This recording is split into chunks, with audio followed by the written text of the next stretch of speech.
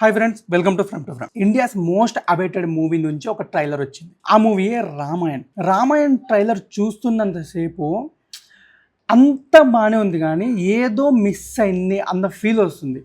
4,000 కోట్ల బడ్జెట్ మూవీనా అన్నంత సీన్ నాకేమంత అనిపించలేదు. అంటే నార్మల్గా ప్రీవియస్లో చూసిన సీన్స్ కానీ కొంచెం ఆదిపురుష్ థీము అండ్ అందులో కొన్ని ఏఐ షాట్స్ అవి చూసేసరికి ఇది నిజంగానే 4,000 కోట్ల బడ్జెట్ మూవీనా అనిపించింది. అండ్ ఇంకోటి ఏంటంటే రణబీర్ కపూర్, సాయి పల్లవి, రాముడు అండ్ సీత అండ్ గెటప్లో కొంచెం చూడడానికి కొంచెం డిఫరెంట్ అనిపించింది. అంటే ఆ క్యారెక్టర్స్కి వాళ్ళు అంత పర్ఫెక్ట్గా సెట్ అవ్వలేదు అనిపించింది. కానీ యష్ మాత్రం రావణాసుడికి పర్ఫెక్ట్ సెట్ అయిండ్. ఆయన షార్ట్స్ వరకు మాత్రం చాలా బాగున్నాయి. అండ్ ఇందులో రణబీర్ కపూర్ కొన్ని షార్ట్స్ సేమ్ ప్రభాస్ చూస్తున్నట్లే అనిపిస్తుంది. ఆదిపురుష్లో ఏ టైప్ ఆఫ్ అయితే సీన్స్ ఉంటాయో, ఏ టైప్ ఆఫ్ అయితే యానిమేషన్స్ ఉంటాయో సేమ్ అయ్యే సీన్స్ రణబీర్ కపూర్కు ఉంటాయి. కానీ కొన్ని సీన్స్ కొన్ని షార్ట్స్ చూస్తున్నప్పుడు ఇది రియాలిటీకి దగ్గరగా అనిపించలేదు.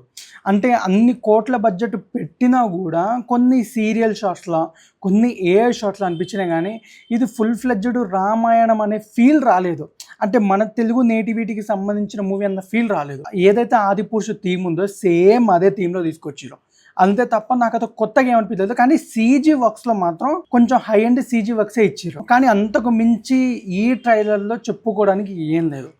యష్ అండ్ సీజీ షార్ట్స్ చాలా బాగున్నాయి.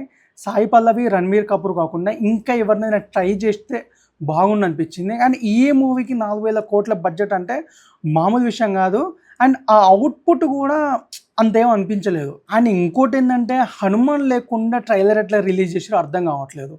టోటల్ 4 minutes ట్రైలర్లో ఎక్కడ కూడా హనుమాన్ లేకుండా ట్రైలర్ రిలీజ్ చేసారు. మరి కావాలని రిలీజ్ చేయలేదా, లేకపోతే ఇది ఓన్లీ పార్ట్ 1కి సంబంధించిన ట్రైలర్ అయినా అనేది ఇంకా కన్క్లూజన్ రాలేదు. కానీ ఎక్కడన్నా ఒక్క షాట్లో హనుమాన్ని చూపించుంటే బాగుండు అనిపించింది. అంతకుమించి ఏం లేదు. అండ్ మ్యూజిక్ అయితే యాజ్ యూజువల్ ఏఆర్ రెహమాన్ చాలా బాగా కొట్టిండు. మిగతా అంతా ఫైన్, కానీ మరి 4,000 కోట్ల బడ్జెట్ మూవీలో అయితే నాకేం అనిపించలేదు ఇది. సో రిలీజ్ అయిన తర్వాత రెస్పాన్స్ ఎలా ఉంటుంది అనేది చూద్దాం. సో ఈ ట్రైలర్ చూసిన తర్వాత మీకేమనిపించిందో కింద కామెంట్ చేయండి.